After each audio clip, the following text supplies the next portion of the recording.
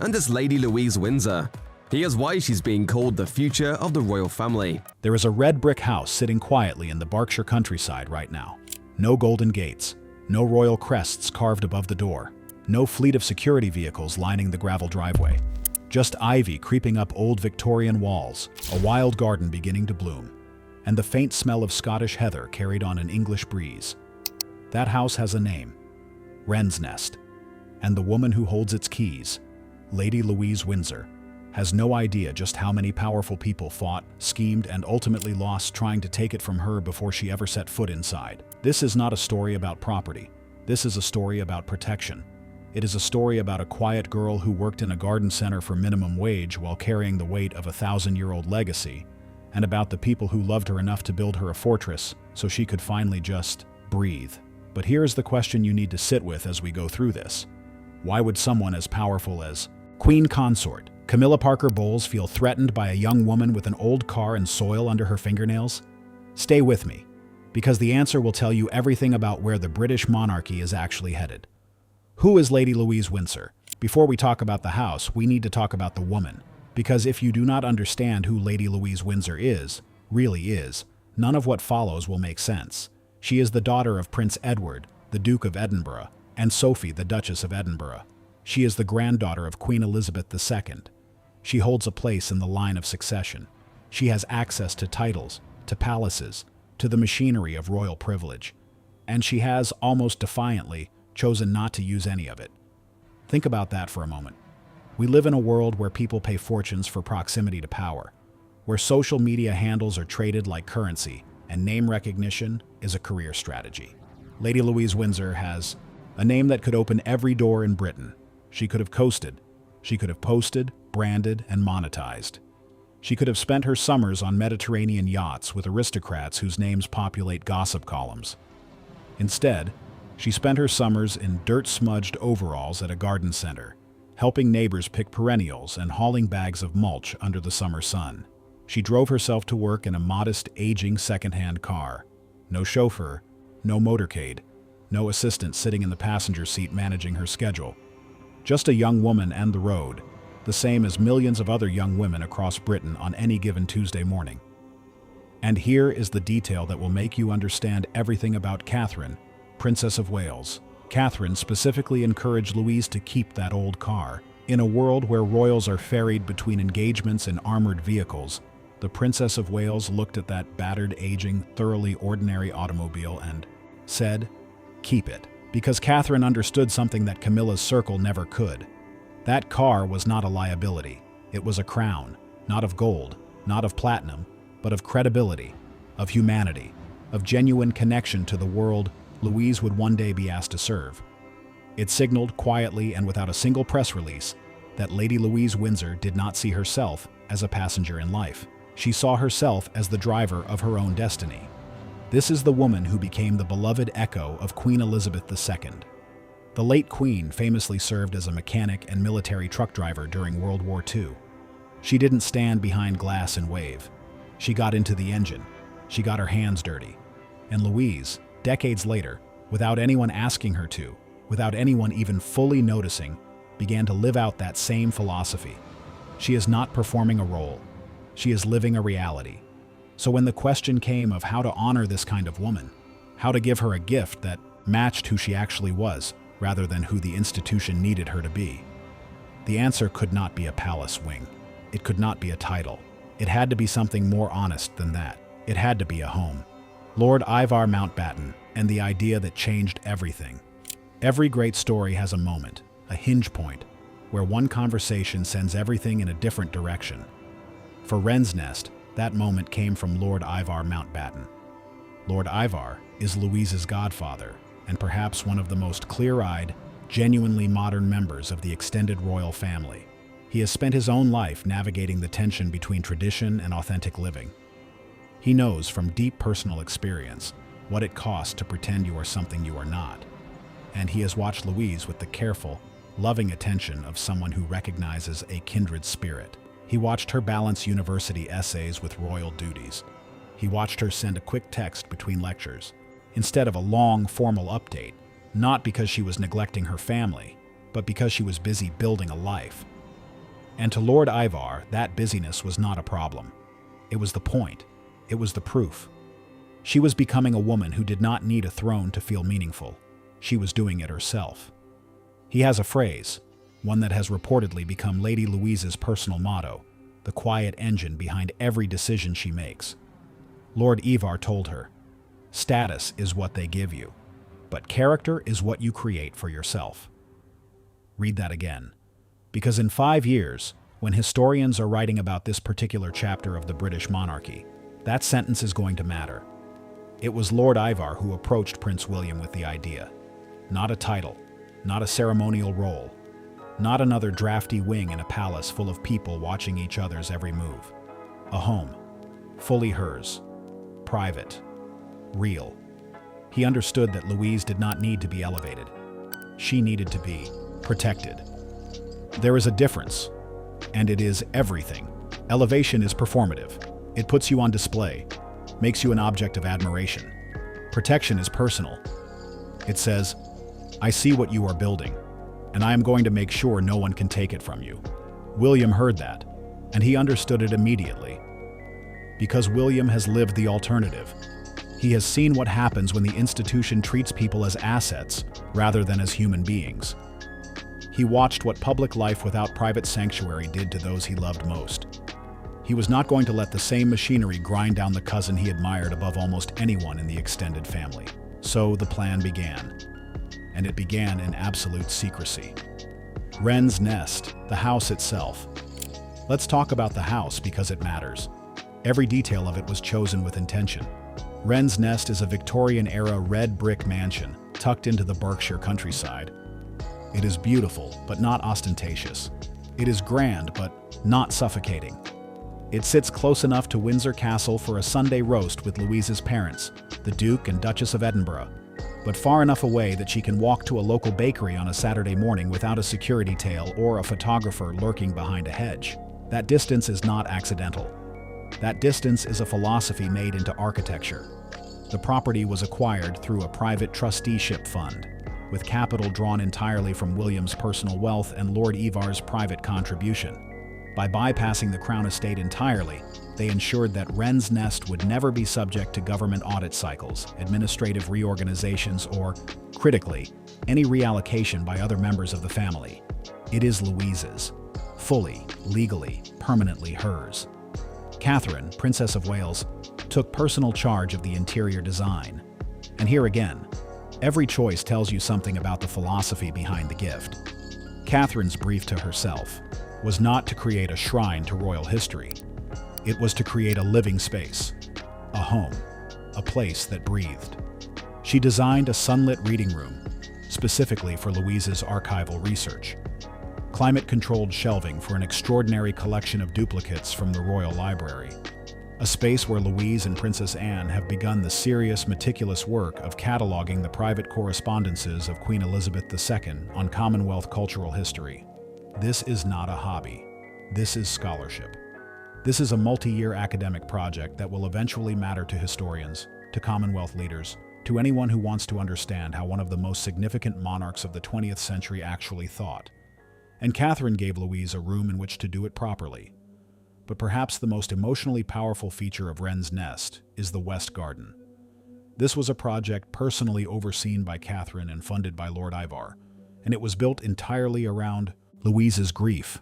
The late Queen's passing hit Lady Louise in a way that was visible to everyone who knew her.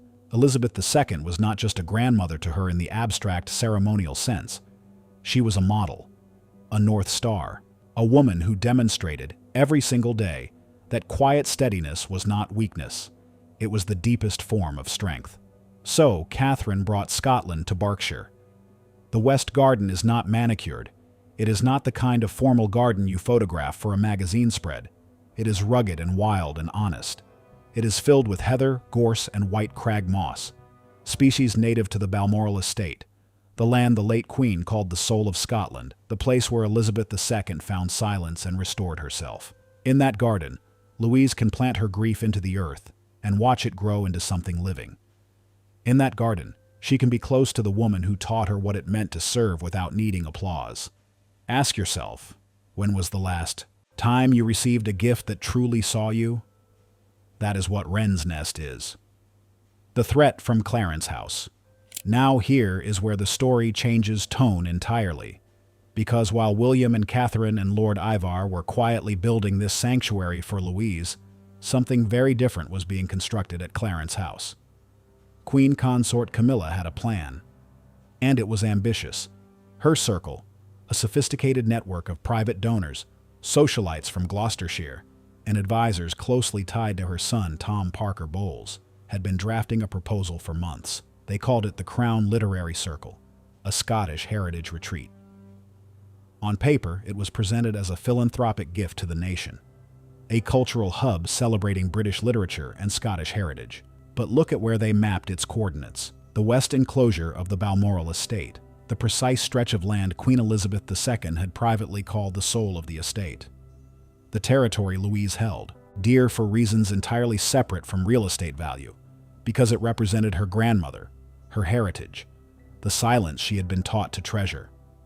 Camilla wanted to transform that quiet, sacred place into a high-profile, publicly branded cultural venue synonymous with the Parker Bowles name. Let that sink in for a moment. She wanted to take the land that held the memory of the late Queen, the land that meant everything to the people who actually grieved her, and put her son's name on it. And here is what reveals the most about Camilla's read of the situation. She considered Louise a non-factor, a quiet girl, old car, modest bank account, no princess title, no obvious institutional power. Camilla looked at Lady Louise Windsor and saw someone who could simply be moved out of the way while the real players arranged the furniture.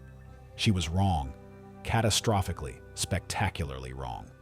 Because Prince William had been watching, quietly, methodically, with an institutional competence that his associates compared to the tactical intelligence of the late Prince Philip.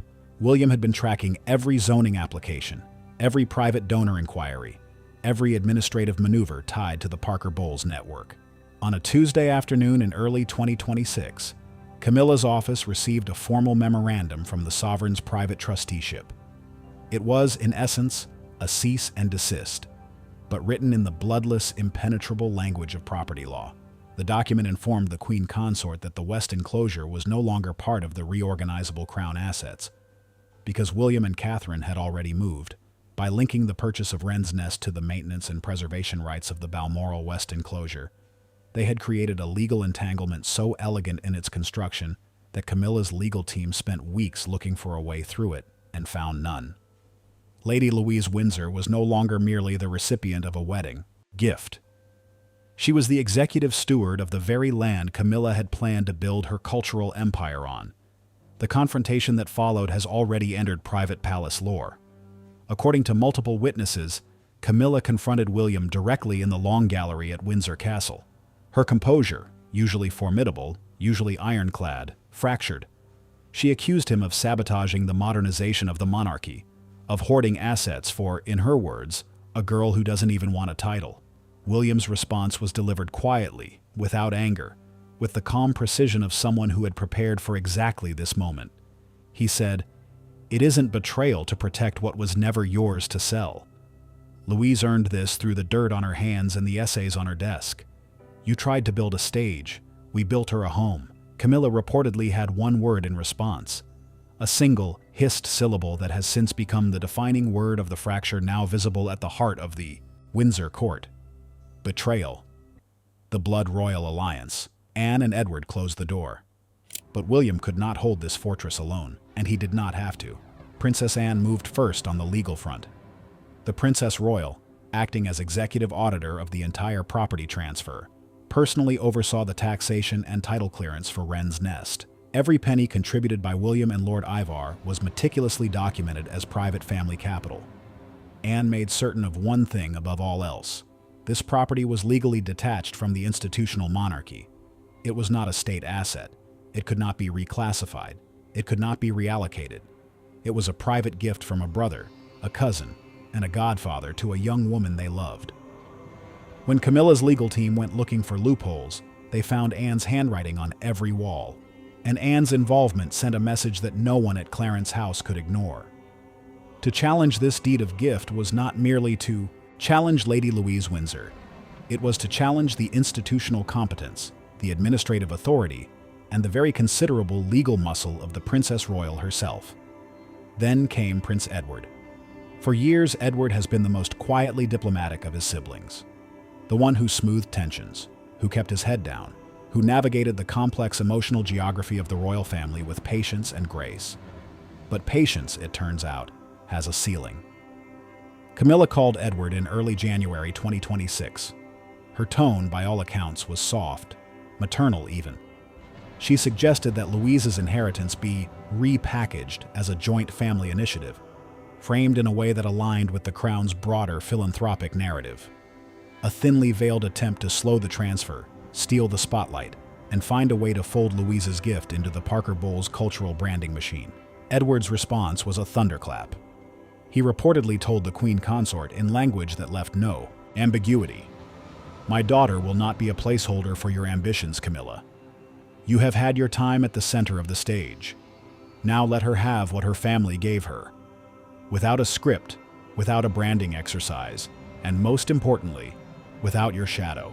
By late February 2026, Camilla's legal challenges were formally withdrawn. The private donors in Gloucestershire, many of whom had deep social ties to the Parker Bowles family, began pulling their funding from the Crown Literary Circle project. The artist renderings, the garden redesign plans, the branded charity partnerships, all of it was boxed up and moved to the basement of St. James's Palace. The Scottish Heritage Retreat was finished, blocked not by scandal, not by public protest, but by a deed of gift signed with love and made bulletproof by law.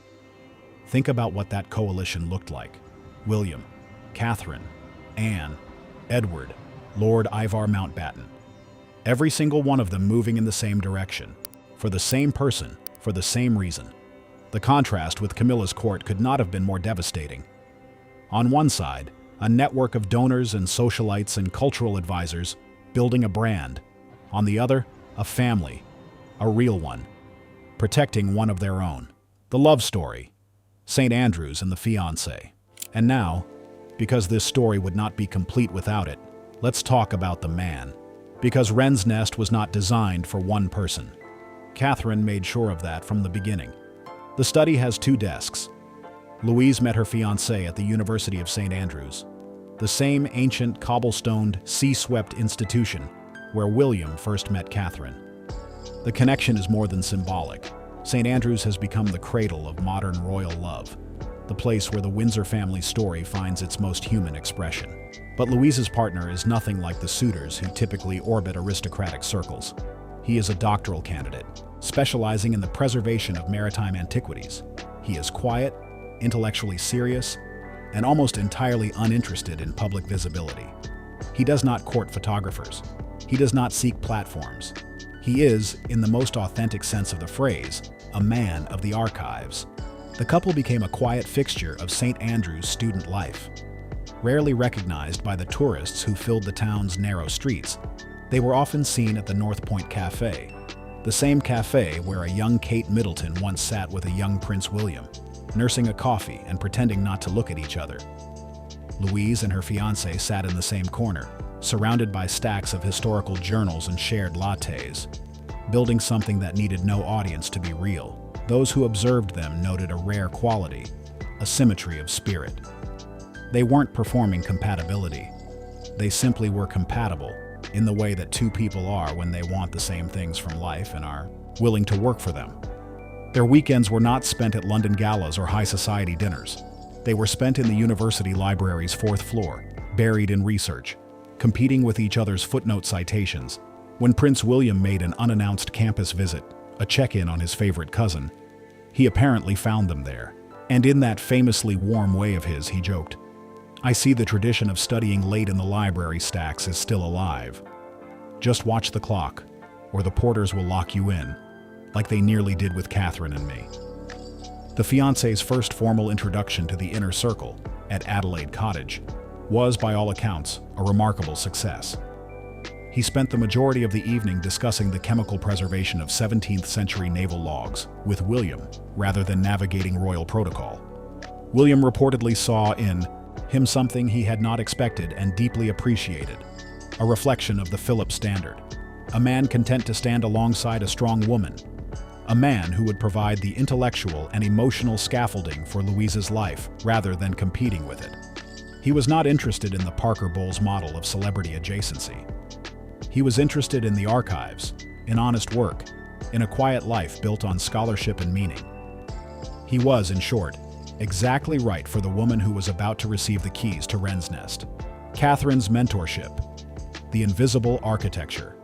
We need to talk about Catherine, because the real story of Wren's nest, the part that will matter most 20 years from now, is not the legal victory over Camilla. It is the quiet, sustained, deeply personal investment Catherine made in a young woman who reminded her of herself.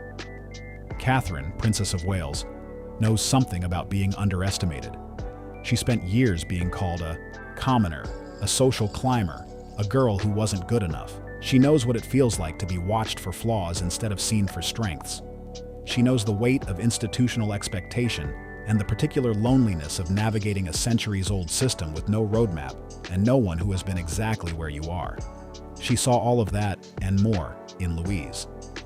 In the months leading up to the acquisition of Wren's nest, Catherine spent hours at Bagshot Park with Louise, not teaching her how to wear a tiara, not coaching her on curtsy depth or the correct angle for a handshake.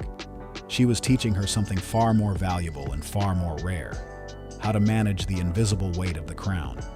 She taught her the art of dignified silence, the understanding that you do not need to explain yourself to people who have already decided what you are. She taught her that the most powerful statement you can make is to simply keep working, keep learning, keep building, and let the quality of your effort speak louder than any press release ever could. It was Catherine who encouraged Louise to embrace her garden center job, who said with the certainty of someone who had learned this lesson the hard way, "The dirt under your fingernails is a more honest jewel than anything in the Tower of London." That sentence, hold it for a moment, because it is not just advice, it is a manifesto. It is the entire philosophy of what William and Catherine are building with this next generation of the family. A monarchy rooted not in spectacle, not in branding, not in the performance of relevance, but in genuine, documented, accountable service. It was Catherine who insisted that Louise keep her old car even after moving into Wren's nest. Because true power, she taught her, comes from the ability to blend in, to understand the lives of the people you will one day represent. You cannot lead people you have never tried to understand. Lord IVAR Mountbatten has said that, watching Louise pull into the gravel driveway of Wren's nest, her trunk full of library books and gardening tools, no motorcade, no entourage, just her and her purpose, was the greatest testament to the family's success. They hadn't manufactured a socialite, they had empowered a guardian. That is the Catherine lesson in full effect. And it is the lesson that Camilla's model of royalty, staged, branded, visibility-driven, will never be able to answer. The Grey House Initiative and the wedding. The wedding announcement, when it came, was exactly what the couple and their family wanted it to be. No sprawling, multi-day festival engineered for maximum media coverage. No carefully orchestrated press strip. Just an announcement from the Prince and Princess of Wales and the Duke and Duchess of Edinburgh, made together, expressing immense, uncomplicated pride. The venue, St. George's Chapel at Windsor Castle. The choice carries everything in its symbolism. St. George's is the spiritual home of the Order of the Garter, ancient, storied, steeped in the kind of history that Louise and her fiancé have spent their academic careers trying to preserve. But it is also intimate. It does not swallow you, it holds you. It is a chapel for people who want to be married before God and family, not broadcast to a global audience of hundreds of millions. William and Catherine noted publicly that Louise is the first member of the family since Princess Anne's children to bring what they called pure, uncomplicated joy to the Windsor line. Joy unpolluted by commercial interests, joy that required no management. And then Louise did something that nobody, not even those closest to her, had fully anticipated. She launched the Grey House Initiative. From her study at Wren's nest, using the very room Catherine had designed for her, with its climate-controlled shelves and its 2 desks and its quiet, purposeful light, Louise announced a new youth leadership program. Its focus, teaching the next generation of Commonwealth leaders the value of quiet guardianship, of service without spectacle, of building something that lasts rather than something that trends. There would be no multimedia exhibitions, no branded partnerships, no social media ambassadors. Instead, fellowships for young women in archival science and ethical leadership. A curriculum rooted in the values Louise lived herself. Values learned not in palaces but in garden centers, not in ceremonial halls, but in university library stacks, not through inheritance, but through the kind of daily, unglamorous, absolutely essential work that holds institutions together. This is the legacy of Wren's nest. Not the bricks, not the ivy, not even the heather growing wild in the West Garden. The legacy is what Louise is doing inside it. The lesson of 2026. Here is the final question I want to leave you with, and I want you to think about it seriously. What does it mean when the most powerful act in an ancient institution is a private deed of gift, signed quietly, designed to protect someone who never asked to be protected? What does it tell you about where power actually lives? Not in titles, not in estates, not in branding campaigns or cultural retreats, but in the quality of the relationships people build in the spaces where no cameras are rolling. The lesson of 2026 is not that Camilla lost. It is not that William won. Those are the headlines. The actual lesson is deeper, and it belongs to Lady Louise Windsor. She spent her university years working minimum wage jobs, studying for exams, sending quick texts between lectures, driving a second-hand car, and planting things in the ground. She was not building a brand. She was building a character, quietly, consistently, without an audience, and without applause. And when the moment came, when the full weight of the institution turned in her direction and needed to decide what kind of future it was going to invest in, it chose her.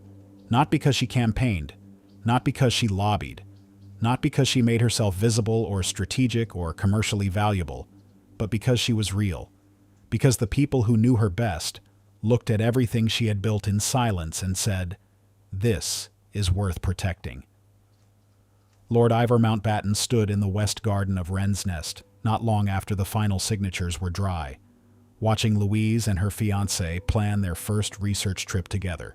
He saw a young woman whose hands were still marked with garden soil, whose trunk was still full of library books, who was still, in every way that mattered, the same person she had always been.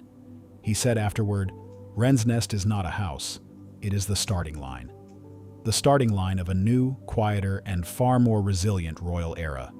One where the most important work is done not on balconies or red carpets, but in reading rooms and wild gardens and modest cars on ordinary roads.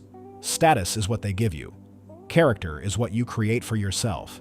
And as the sun sets over the red bricks of Wren's nest, Lady Louise Windsor, scholar, gardener, guardian, granddaughter of a queen, is just beginning. If this story moved you, hit subscribe, because the next chapter of this family is being written in silence, and you are going to want to be here when it becomes impossible to ignore.